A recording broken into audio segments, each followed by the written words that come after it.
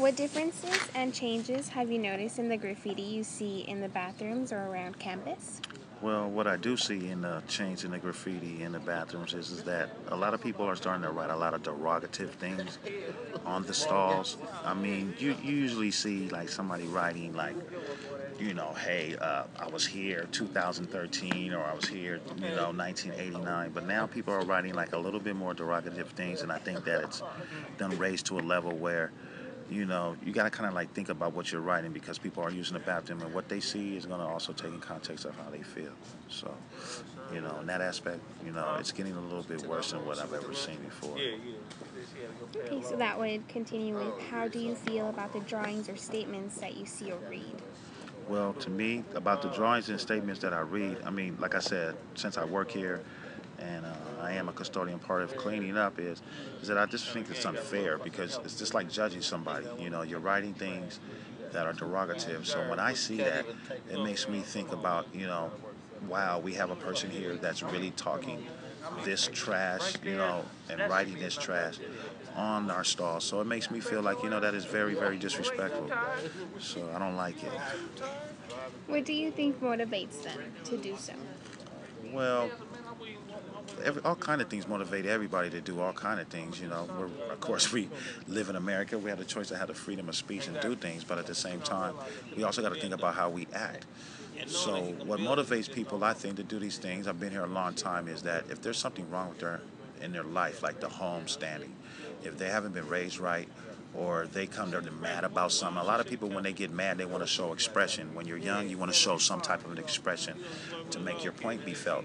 So I figure they're using this to show their emotions, to show their expressions. But definitely, it has to be something. It starts off at home. Whatever how you raise your kid at home is going to be a reflection of how they're going to act at school. Recently, what new art have you seen? Well, the only art that I've really seen so far at Pierce is actually that Brahma Bull. I mean, they put a Brahma Bull on the mall, and that's like an expression of art, because it was made out of metal, and they made it to where the metal would rust up to make it the color of the bull. So that's quite unique. I kind of liked it that. I mean, art building used to have a lot of paintings in their like showcase, but I haven't really seen anything lately. Like I said, it's all been graffiti or something derogative that I've been seeing. What type of material do you suppose a student use to make any type of graffiti? Well, from what I see, it's mainly a permanent marker. I mean, you get a permanent marker or a spray paint, I mean, it's going to stay there. But for the main part, they're using pens that they can buy at, like, you know, any Hallmark store or any kind of place where you can get your supplies, paper supplies at home, Office Depot. They're using these pens that are permanent. So it's permanent marker that they're using. Where is it most common to see? The most common area where I see graffiti at is, if you really tell you the truth, I see it in my area, which is auto shop a little bit, but we've been cleaning that stuff up. I've also used to see it in the gyms, a lot in the gyms.